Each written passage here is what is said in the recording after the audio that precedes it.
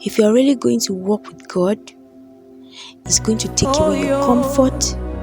Yes, it will give you joy, but there's a price to pay. The price of obedience is not always sweet. You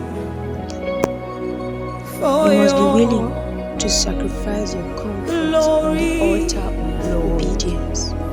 Jesus passed through the same painful obedience.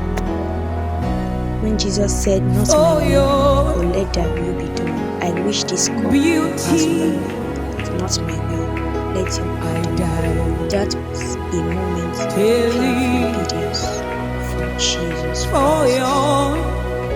Suffered, but is yielding fruit now. Now let's look at the life of Abraham. What made an old man journey for 3 days with his son of old age?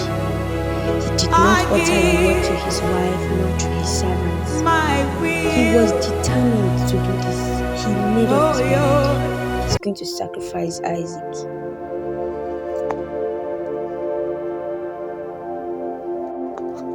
Abraham was ready to sacrifice Isaac. Is that what the best dad can do? No. But he has to do it. Why? Because God told him to do it. At thy word, I will cast my net into the sea. That was what Peter told Jesus when Jesus instructed him. It does not make sense. He has been fishing all night and there was no fish. And Jesus just said, throw the net back. And he was like, no. I did this like millions of times throughout the night. How long is the night? How long is the night? Painful obedience could be unfair sometimes. It was unfair for Jesus. He didn't commit any sin. But he has to make the sacrifice. He has to be sacrificed. When painful obedience is hard, just remember all things work together for those who love God and those that are called according to his purpose. If you love God, you will obey him no matter what.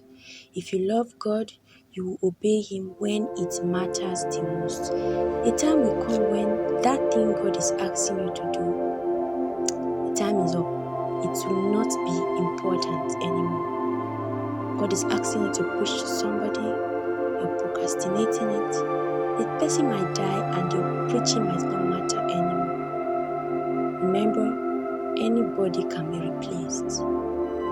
King Saul was replaced by David because of obedience. It was tough for Saul, I understand so.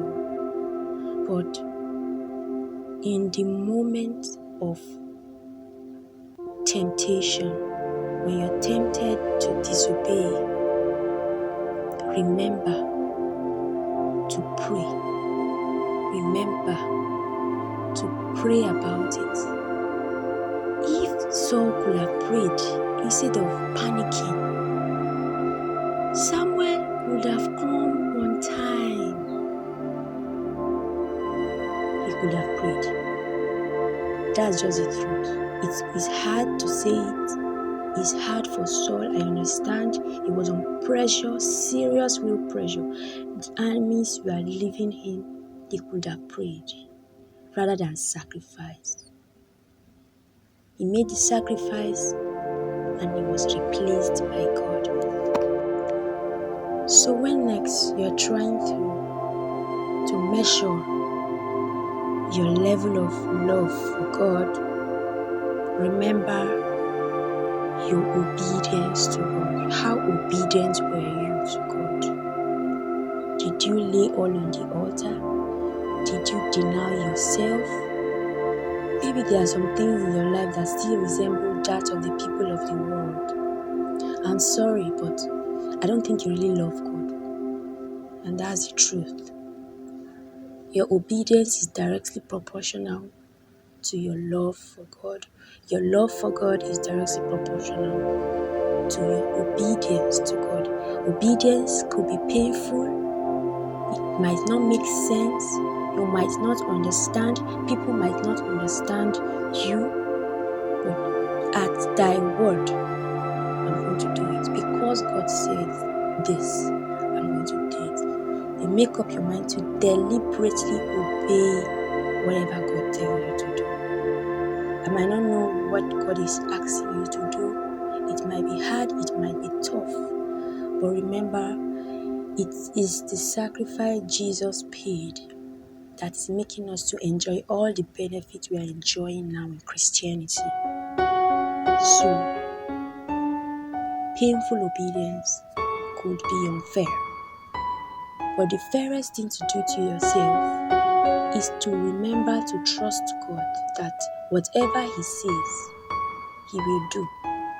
And if He's asking you to do something, it's for your good.